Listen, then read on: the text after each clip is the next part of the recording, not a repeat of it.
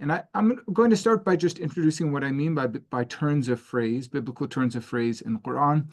I do not mean longer biblical flavored passages in the Quran, for example, stories of Abraham or Noah or Moses or otherwise. I also do not mean simply biblical vocabulary. I mean something in the middle, short turns of phrase, which are clear enough in that they have a biblical origin, but which are not actual citations or quotations of a biblical verse. And hopefully the examples will show further what I mean. I'm going to start with this quotation here that you can see from an early Orientalist by the name of Hersfeld. This is in a book he wrote. A lot of his writing was in German, but happily for us English speakers at least, he wrote this book in English, New Researches into the Composition and Exegesis of the Quran. Of course, they were new in 1902 when he wrote the book. And he writes from several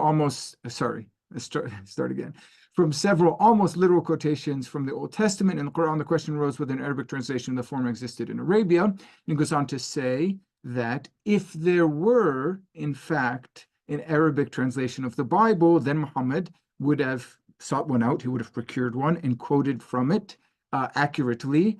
But because the Quran does not quote accurately or verbatim from the Bible, we can infer from Hersfeld's point of view, look at the end of the quotation here, that Muhammad gained the bulk of his biblical knowledge from intercourse with the people. Well, a couple of thoughts about this quotation. One, to criticize it, he assumes that Muhammad is the author of the Quran. And so that's a certain Orientalist perspective. Others hold that the composition of the Quran is more complicated and includes editing and redaction. So I'll stay away from that kind of language that Hersfeld uses. But his principal argument, namely that there was biblical language among the people, I think is important and will be verified or vindicated by some of the observations I'll make today about the biblical turns of phrase. Okay, so ready? We're going to do 10 biblical turns of phrase starting now. All right, number one is a very famous quotation found in the three synoptic gospels. That's Matthew, Mark, and Luke, which has to do with the camel and the eye of the needle. I'm going to start with the lower quotation, which is from the Gospel of Matthew in the New Testament of the Bible. There, Jesus says to his disciples, "It is hard for someone to enter the kingdom of heaven. Yes, I tell you again, it is easier for a camel to pass through the eye of a needle than for someone rich to enter the kingdom of heaven." So when Jesus, at least as Jesus is quoted in the Gospel of Matthew, uses this expression of a camel in the eye of a needle, he is referring to the difficulty of a rich person entering into heaven. There is a whole library of scholarship on this expression and different theories about, is it actually a needle? Was he speaking about something else? I'm going to set that all aside and simply note that the Quran uses this turn of phrase in its seventh surah, Al-A'raf, here in the quotation up above. Indeed, those who deny our signs, that is God's signs, and are disdainful of them, the gates of heaven will not be open for them, nor shall they enter paradise until the camel passes through the needles. And you have the Arabic there as well. It's interesting to note that this is clearly the biblical turn of phrase from the Gospels, but used to a new purpose. So no longer is this about a rich person who, because of his or her riches, is not able to enter easily into heaven, but it's rather applied to a major Quranic theme, which is those who deny God's signs. And the way that it's phrased, of course, is a bit different as well. But nevertheless, the core of the phrase is there, the camel and the eye of the needle. It's interesting to note that, as I sort of alluded to, there are traditions in the biblical tradition or the tradition of biblical exegesis or commentary, which sort of resisted the idea that this could really be about a camel. Others resist that it really is about the eye of a needle. But they're already in patristic, that is early Christian commentary on the Bible. You have the theory out there that what Jesus was really talking about was not camelos in Greek, but kamilos, which doesn't mean camel, but rather means a thick rope. I believe it's defined by the church fathers specifically as the kind of thick rope that sailors used, that was used in seafaring. And so, I mean, that was meant to, I guess, make the phrase seem less shocking or ridiculous or impossible. But there's a very similar tradition that happens either coincidentally or not. Maybe someone in the comments can give their opinion on whether this parallel development is just a coincidence, or rather there was some influence one way or the other. Namely that the Arabic word for camel can be read according to a variant reading as jummal, and that's really just something that's clumped up together, jummal, but can be applied and mean a thick rope, just as in the variant found in the Greek tradition. Okay, that's kind of a tangent, but I thought it was interesting to note that parallel tradition. Biblical turn of phrase in the Quran, number 2, is an allusion to uncircumcised hearts. So this is from Surah Al-Baqarah, Quran chapter or Surah 2. It's not the only place it appears. We're going to see a second occurrence of this, but there towards the bottom of the quotation, the Israelites are made to say, our hearts are uncircumcised. Qulubana ghulf. It's actually a variant to this, which is qulubana ghuluf, which means instead that our hearts are containers or envelopes, something like that. But we're just going to stick with the standard reading that you find in the 1924 Cairo edition of the Quran, according to Hafs, which is qulubana ghulf, our hearts are uncircumcised. Now, probably what the Quran means by that is simply our hearts are covered, and I'll let you think of the visual connection there. It probably just means our hearts are uncovered, but literally it means our hearts are uncircumcised. Very interesting that this is attributed to the Israelites, which kind of, for me, seals the deal that this is, again, picking up a biblical turn of phrase. There we have it again in Qur'an and Nisa, Qur'an 4, 155, our hearts are uncircumcised, because in the Old Testament, the Israelites themselves are alluded to as having uncircumcised hearts.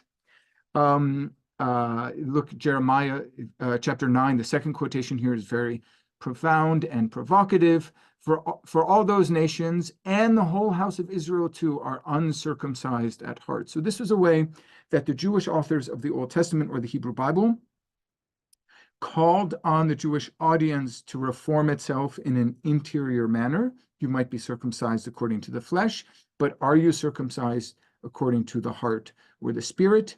And this is picked up in the New Testament as well. Here we have the letter to the Romans by Paul, in which he says very explicitly, again, picking up on the language that we saw in Jeremiah, being a Jew is not only having the outward appearance of a Jew, and circumcision is not only a visible physical operation. The real Jew is the one who is inwardly a Jew, and real circumcision is in the heart. So there's that phrase. And then very profoundly here and dramatically, we see it again in the Acts of the Apostles in a speech of Stephen. 1 second. Where Stephen, speaking in front of the Sanhedrin, Stephen celebrated in the Acts of the Apostles as the first Christian martyr. He again connects uncircumcision of the heart with Israel specifically. And here sort of he, after giving sort of a history of Israel and Israel's relationship with God, he speaks to the Sanhedrin, the Israelites in front of him. You are always resisting the Holy Spirit, etc., etc. But at the very beginning, he says, you stubborn people with uncircumcised hearts and ears. So there is that phrase again. In fact, I just point out that this bit in Stephen's speech in Acts 7 seems to be connected in 3 separate ways with the second occurrence of the phrase uncircumcised hearts in the Quran, which is found in An-Nisa, Quran, Surah 4. So there you find then, because of their breaking their covenant, their defiance of Allah's signs, their killing of the prophets, and again, they're saying our hearts are uncircumcised. And not in the same order, but in Acts, we find the same 3, more or less, accusations made against the Israelites: uncircumcised hearts, killing the prophets, and not keeping the law, which is more or less breaking the covenant. So interesting, there seems to be some direct connection between these 2 passages. So the key point here is that the connection with the Israelites seems to show that we're really speaking about uncircumcised hearts in the Quran. But of course, the Quran does not really play with the question of circumcision of the flesh versus circumcision of the heart, as Jeremiah and Paul does. Instead, it simply has the Israelites sort of speak of their covered hearts as a way of highlighting, for the Quran's purpose, or in the Quran's perspective, the stubbornness of the Israelites who refused to listen to the prophet's message. Okay, I just want to point, before going on to turn of phrase number 3, point out that this remained in late antiquity, so much closer to the Quran's time and place, or at least time, a major sort of motif or topos that Christian fathers liked to use in their anti-Jewish writings. So the Syriac fathers, the Syriac, again, is a Semitic language that was used in all of late antiquity, so the early centuries of Christianity, and then all the way up to the present day, but was especially prominent and widespread at the time of the Quran's origins in the early 7th century. This language among the Syriac fathers includes the use of allusions to the circumcision of the heart in order to make arguments against the Israelites who, at least in some of the rhetoric that's used by the Syriac fathers, boasted in the circumcision of their flesh, but didn't have circumcision of the heart. There you have the Iranian or Persian Syriac father Afrahat, and then the most famous of them all, of the Syriac fathers, Ephraim or Saint Ephraim, who says, ask yourself, you fool, about the observance of the law. What can circumcision do for sin that lies within? Sin lies inside the heart, and you circumcise your foreskin. So this sort of anti-Israelite rhetoric being used in the Quran is found with the Syriac fathers already, and of course ultimately comes from the Bible, not only Paul and the Acts of the Apostles, but also the prophets like Jeremiah. Okay, biblical turn of phrase number 3. The mustard seed in the Synoptic Gospels, there again we find Matthew, Mark, and Luke. Jesus is made to compare the kingdom of heaven to a mustard seed. Very nice passage here. The kingdom of heaven is like a mustard seed, which a man took and sowed in his field. It is the smallest of all the seeds, but when it has grown, it is the biggest of shrubs and becomes a tree.